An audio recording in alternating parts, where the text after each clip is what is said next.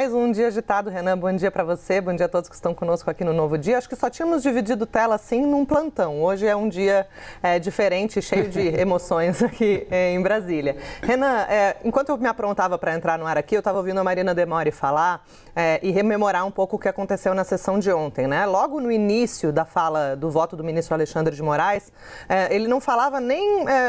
havia 7 minutos que ele estava ali começando a fazer o seu voto e o ministro Fux já disse, né, que iria divergir, que iria apontar algumas discordâncias em relação a algumas das questões preliminares. E aí depois, ao longo do julgamento de ontem, o ministro Luiz Fux chegou a dizer, também em um outro momento de pausa ali entre os ministros, que numa salinha ali reservada, anexa ao plenário da primeira turma, os ministros haviam feito uma espécie de acordo para que cada um votasse pelo tempo que entendesse ser cabível, né, mas sem interrupções. Houve um pacto pela não interrupção dos votos. E aí o ministro Luiz Fux fez questão de dizer, deixou bem claro, que não ia conceder a partes, né? Ou seja, não ia conceder a palavra para os demais colegas intervirem no voto dele quando ele começasse a se manifestar, o que é previsto para começar logo mais a partir das 9 horas, né, na primeira turma do Supremo Tribunal Federal. Então, o voto do ministro Luiz Fux, além de já ter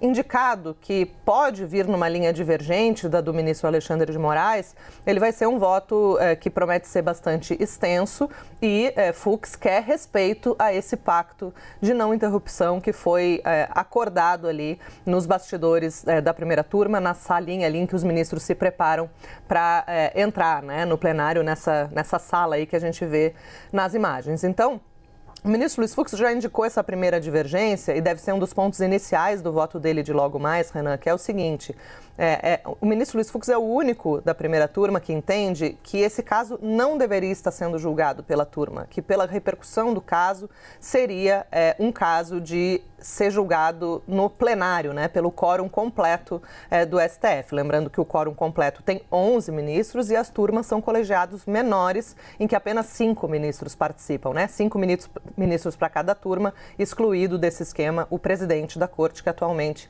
é o ministro Luiz Roberto Barroso, que só participa, então, dos julgamentos em plenário. Então, Fux deve apontar essa primeira divergência que diz respeito a essa questão da competência da turma. Fux entende que deveria ser no plenário. E aí, a gente vai pincelar isso ao longo da programação e das nossas análises, Renan, mas tem um outro ponto do ministro Luiz Fux, de divergência do ministro Luiz Fux, que deve ser em razão das penas. Ele deve propor uma pena mais branda do que a do ministro Alexandre de Moraes.